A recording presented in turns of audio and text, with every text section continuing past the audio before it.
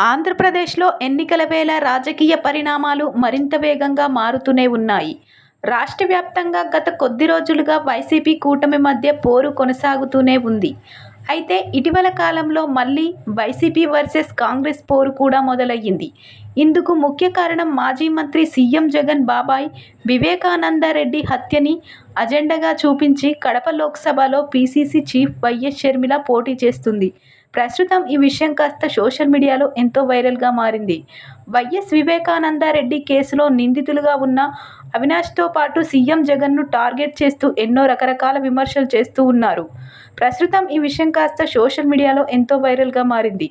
ఈ నేపథ్యంలో అటు వైఎస్ షర్మిల, సునీతతో పాటు పలువురు రాజకీయ నాయకులు కూడా ఈ హత్యపైన మాట్లాడుతూ ఉండటంతో ఇటీవల కోర్టులో దాఖలైన పిటిషన్ను విచారించిన కడప కోర్టు ఈ రోజున పలు రకాల ఆదేశాలను కూడా జారీ చేసింది. ఎన్నికల ప్రచారం సందర్భంగా ఎవరూ కూడా వివేకా హత్య కేసుపైన మాట్లాడకూడదంటూ అటు వైఎస్ షర్మిల, సునీతారెడ్డితో పాటు చంద్రబాబు, లోకేష్, పవన్ కళ్యాణ్, పురంధేశ్వరికి సైతం కడప కోర్టు ఆదేశాలను జారీ చేసింది. ప్రస్తుతం ఈ విషయం కాస్త సోషల్ మీడియాలో ఎంతో వైరల్గా మారింది. గత కొద్ది రోజులుగా ఎక్కువగా షర్మిల, చంద్రబాబు, పవన్, పురంధేశ్వరి, బీటెక్ రవి, సునీత వంటి వారు వివేకానందరెడ్డి హత్య కేసు గురించి మాట్లాడుతూ ఓట్ల కోసం ప్రాకులాడుతూ ఉండటంతో వైసీపీ నేత సురేష్ బాబు కడప కోర్టులో పిటిషన్ వేశారు. దర్యాప్తులో ఉన్న కేసును సైతం ఎన్నికల ప్రలోభాల కోసం వాడుకోవాలని చూస్తూ ఉండడంతో ఈ విషయాన్ని కోర్టు దృష్టికి తీసుకెళ్లారు.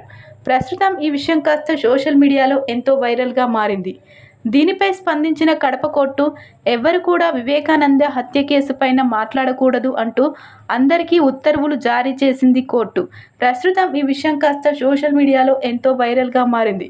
ఒక హత్య కేసును వాడుకొని ఓట్లు ఆశించడం ఎంతవరకు సమంజసం అంటూ కోర్టు తీర్పునిచ్చింది. ప్రస్తుతం ఈ విషయం కాస్త సోషల్ మీడియాలో ఎంతో వైరల్గా మారింది.